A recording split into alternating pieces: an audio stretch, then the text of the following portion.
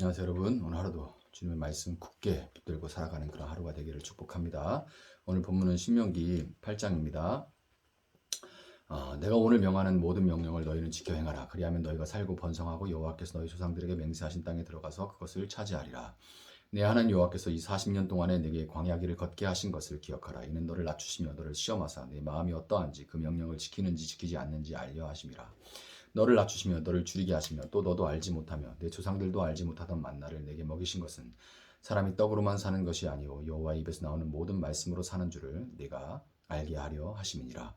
이 40년 동안에 네 의복이 헤어지지 아니하였고 네 발이 부르트지 아니하였느니라. 너는 사람이 그 아들을 징계함 같이 네 하나님 여호와께서 너를 징계하시는 줄 마음에 생각하고 네 하나님 여호와의 명령을 지켜 그의 길을 따라가며 그를 경외할지니라. 내 하나님 여호와께서 너를 아름다운 땅에 이르게 하시나니 그것은 골짜기든지 산지든지 시내와 분천과 샘이 흐르고 밀과 보리의 소산지요 포도와 무화과와 석류와 감람나무와 꿀의 소산지라. 네가 먹을 것에 모자람이 없고 내게 아무 부족함이 없는 땅이며 그 땅의 돌은 철이요 산에서는 동을 캘 것이라. 네가 먹어서 배부르고 내 하나님 여호와께서 옥토를 내게 주셨으므로 말미암아 그를 찬송하리라.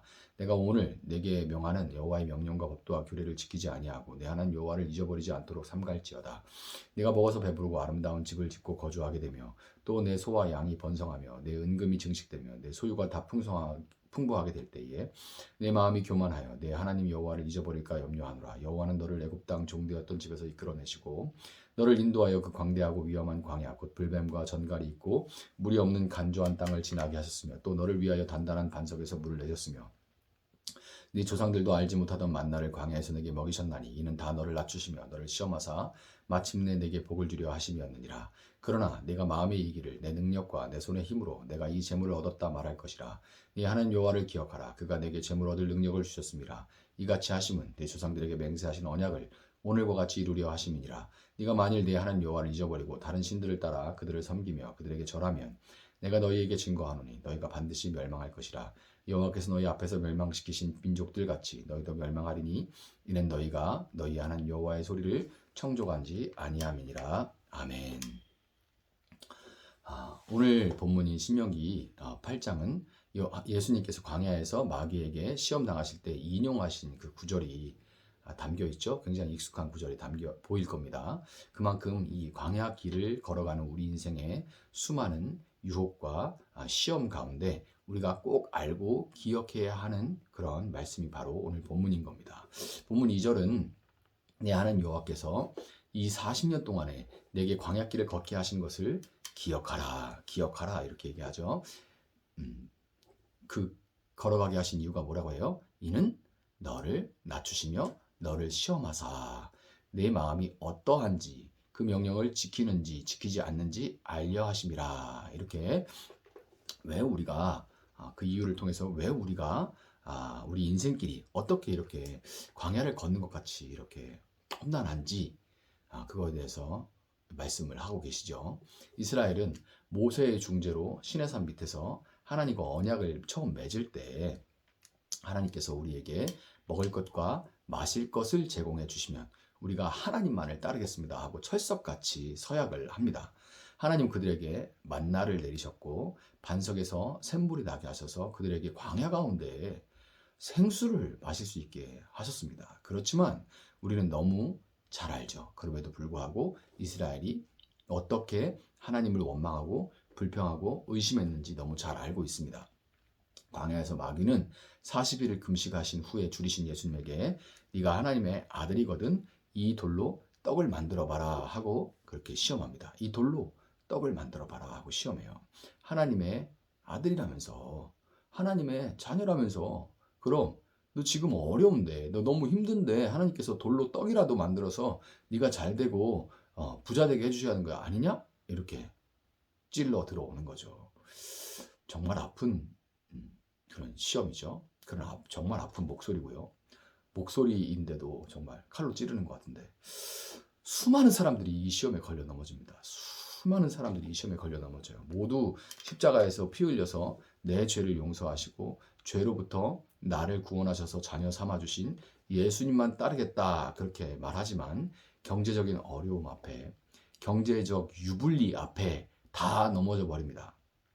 하나님을 원망하거나 아니면 자기가 하나님의 자녀인지 의심하고 흔들려 버리게 되는 거죠. 시험에 걸려 넘어지고 싶어 하는 사람이 세상에 어디 있겠어요. 그런 사람은 없습니다. 다만 시험에 들기 전에는 자신이 그렇게 쉽게 넘어질지 몰랐던 것뿐이죠. 시험이 있기 전에는 내가 이 정도 실력밖에 안 되는지, 내가 이렇게 쉽게 넘어지는 사람인지 몰랐던 것뿐이에요. 걸려 넘어지고 싶은 사람은 아무도 없습니다. 요즘에는 학교가 중학교 2학년이 되기 전에는 학교에서 어떤 시험을 치러서 성적을 내서 내 수준이 어느 정도인지 이렇게 점검을 하지 않습니다. 교육 방편이 바뀐 것 같은데, 저희 집 아이가 시험을 치르기 전에, 그 중학교 2학년에 올라가서 처음 시험을 치르기 전에 자주 했던 말이, 역시 난 천재야. 역시 나야. 뭐 이런 말을 참 잘했어요. 역시 나는 천재야. 역시 나야. 막 이러면서. 그런데 얘가 한번 시험을 치르고 그 인생의 쓴맛을 보더니만은, 더 이상 그런 말을 안 쓰더라고요. 더 이상. 부모인 저희도 그 성적을 보고 시험에 들었는데 본인이야 오죽하겠습니까?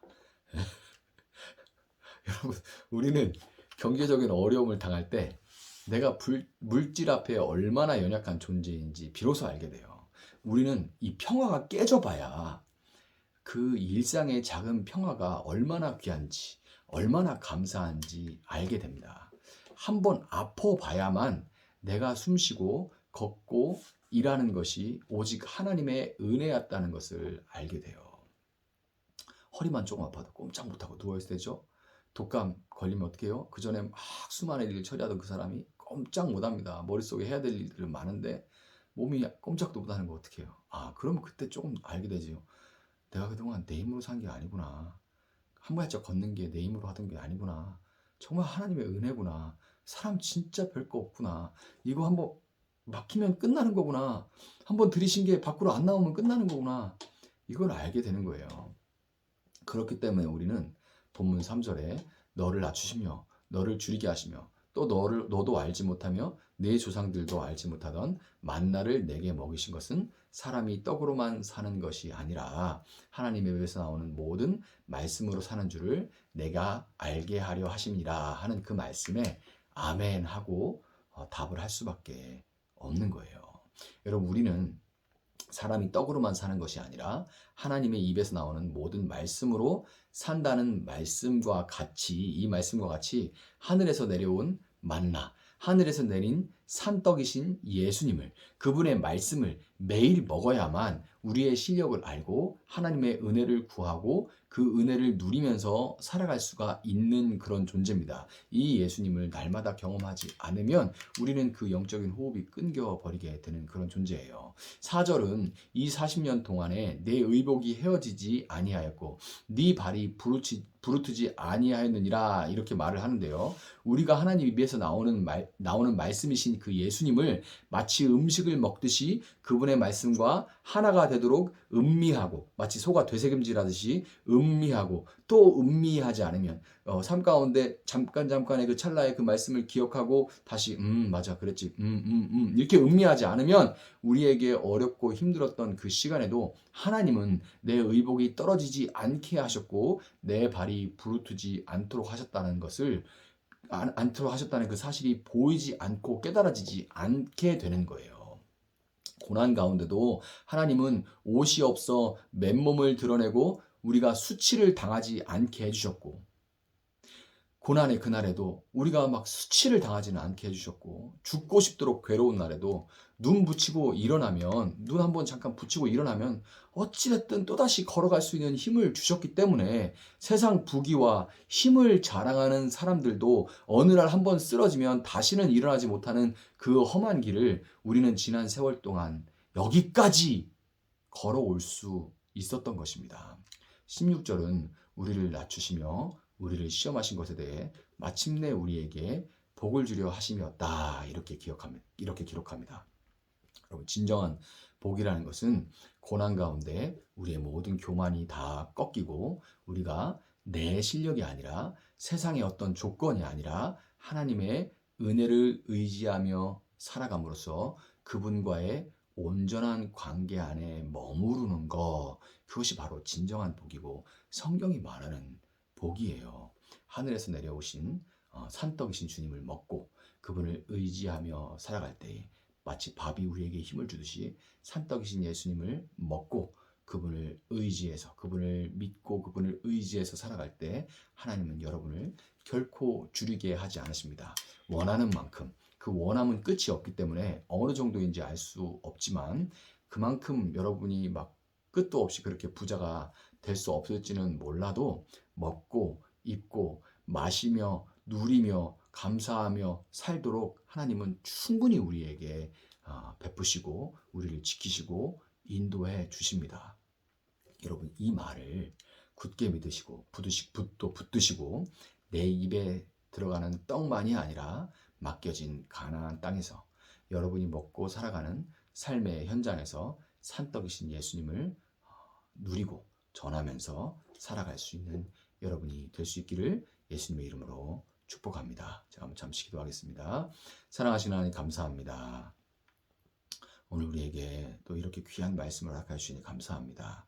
살면서 우리가 가장 많이 겪는 시험이 바로 이것입니다. 주님께서 처음 겪으셨던 그 시험, 이 돌로 떡을 만들어 봐라. 네가 하나님의 아들이라면서 이 돌로 떡을 만들어 봐라. 이 유혹 앞에, 이 시험 앞에 모든 사람이 넘어집니다.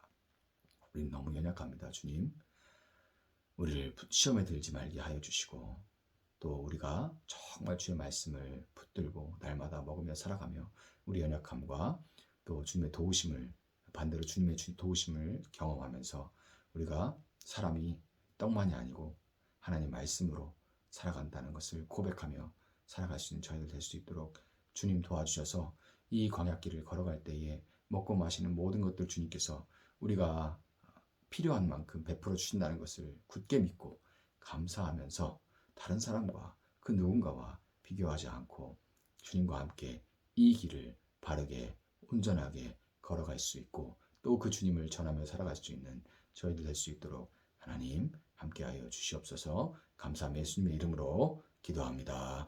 아멘. 오늘 주신 말씀 붙들고 계속해서 기도합니다.